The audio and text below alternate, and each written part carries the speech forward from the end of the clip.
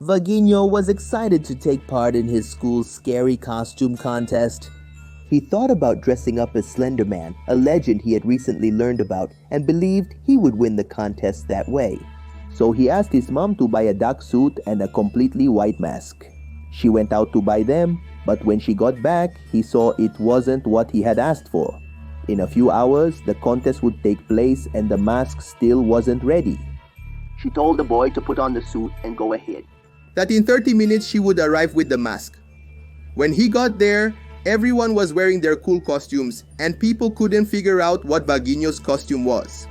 When the principal was about to announce the winner, he requested more time. His mother arrived soon after.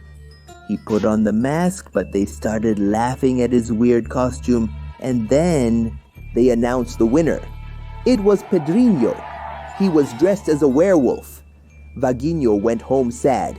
He had done everything to prepare his idea, but suffered a tough defeat. As a fan of Slenderman, he knew everything about him. Since he was upset with the result, he decided to go to the forest to call him and show how good his costume was, right? He cut his finger on a splinter and drew the symbol that was supposed to summon the creature. Suddenly, he heard noises in the bushes, and when he focused his eyes, he saw him. The boy was surprised and caught the entity's attention. Then Slenderman approaches the boy, removes his mask, and draws the same symbol on his forehead. He woke up the next day in his bed, thought it had been a dream, but when he went to the bathroom, he saw what had really happened. His mother screamed from the backyard. He went to investigate and found her lying on the ground. A tentacle came out of him and grabbed Vaguinho. His face was covered like with a black hood. And red eyes and a mouth appeared. Vaguinho was no longer the same. He had become Rudy. Then he headed to Pedrinho's house, the winner of the contest. And he got revenge for having his victory taken away. after that episode, he doesn't really remember what happened. And what Vaguinho doesn't know is that Rude lives inside him. And he anxiously awaits his master's orders. Hello, my friends. This story happened in Japan. Many years ago, there was a girl who suffered a lot of bullying at school. She couldn't handle the daily harassment anymore. It was driving her insane. So one afternoon, while heading home, she was waiting for her train to arrive at the station. Knowing her routine, a group from her class went to continue the psychological torture. They grabbed a cockroach that was crawling around the sewer there, man, and put it on the girl's shoulder without her noticing. They stepped back and waited, trying to hold back their laughter, right? When she noticed, man, it had gotten into her clothes, dude. She started jumping and shaking to get that filthy bug off, but she ended up slipping and fell onto the tracks. The delinquents were cracking up laughing, man, and got distracted, right? Joking around there.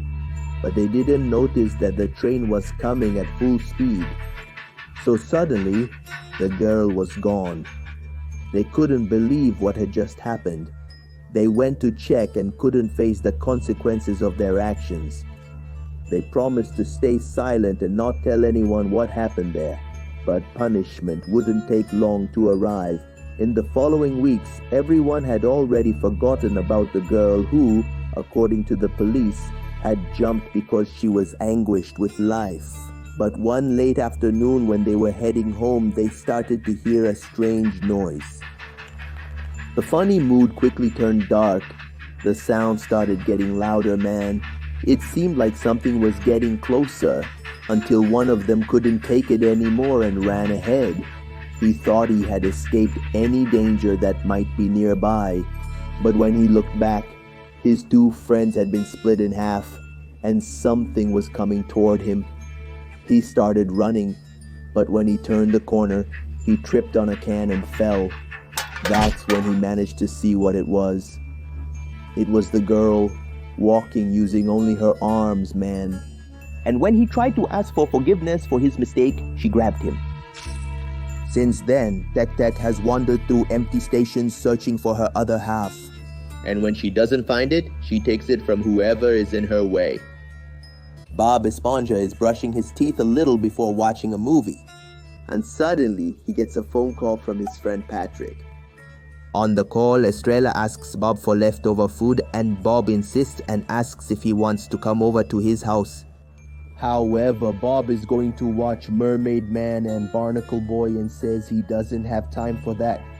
He doesn't want to be interrupted and says the food is gone. Soon he'll need to sleep to get up early for work, right bro? The work at Siricascudo is tough and he needs a good night's rest. You can't meet up with Patrick at this hour. Look at that, he just kept brushing his teeth calmly, keeping them clean, and suddenly he sees Patrick's reflection behind him with a scary, bizarre face. That's it, huh? He got scared and turned around, but the only one there was Gary, his beloved pet. He told the snail to go to the living room because he was going to put the leftover Krabby Patty for him to eat. He used to bring leftovers from the restaurant and give them to his pet. He saved a lot of money on pet food, and that food that would have gone to the trash was put to good use. It was probably those leftovers that Patrick wanted, right? But he's already a grown man. He should provide his own food, shouldn't he? That's right, my buddy Bob.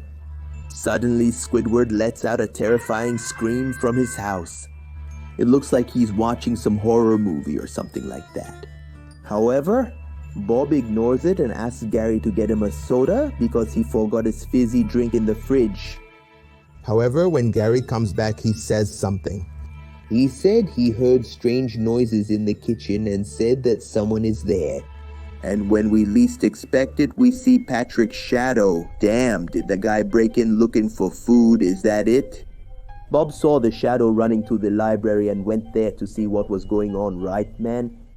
Your neighbor is there in the dark with a weird look on his face. He says he brought something for Bob, something he prepared for everyone to eat. And when Bob gets closer, he says the following. Hey SpongeBob, I thought you were hungry, so I decided to bring you a surprise.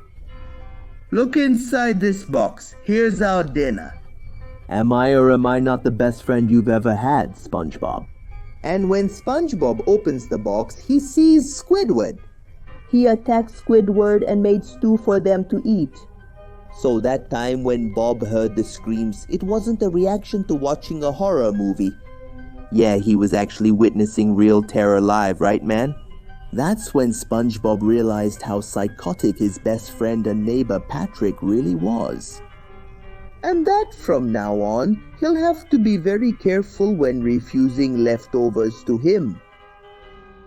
Terrified by what happened to Squidward in the last episode, SpongeBob goes to work. Yeah, my friends, you have to go to work, right? Even when a tragedy happens, you still have to make money to pay the bills. Meanwhile, Patrick shows up there and starts bothering him.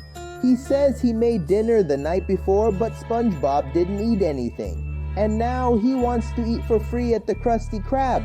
He's already starving and wants a big burger, you know? SpongeBob is really nervous because he's afraid of what might happen. What if Patrick hurts someone there? He's even afraid to report him for what he did to Squidward.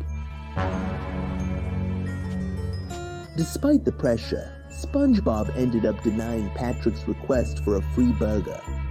He knew that Mr. Krabs was keeping an eye on him, and any mistake at work could result in him getting fired. However, the situation changed when Patrick, frustrated by not getting free food, left with a scary look on his face. Bob felt relieved as his psychotic neighbor was gone. When he got home, Bob called Gary as always, but this time he didn't come. He called again, but his pet still didn't show up. Where are you? He called again, but his pet still didn't show up. Could Gary be in the bathroom? He went there and nothing. He searched the whole house and all he found was the window open. He immediately thought the worst. He must have run away. Determined to find him, SpongeBob went outside. He saw footprints and followed them, which led directly to Patrick's house. Desperate, he ran, and when he got there, to his surprise, Patrick had prepared another dish for dinner and told SpongeBob to join him. He would share the meal. SpongeBob said he wasn't hungry, he just wanted to know if he had seen Gary. Yes, SpongeBob, of course I saw him, right? In fact, he's right here with us. Look, I made escargot for us. It's a... Delicacy, isn't it? Patrick, what did you do?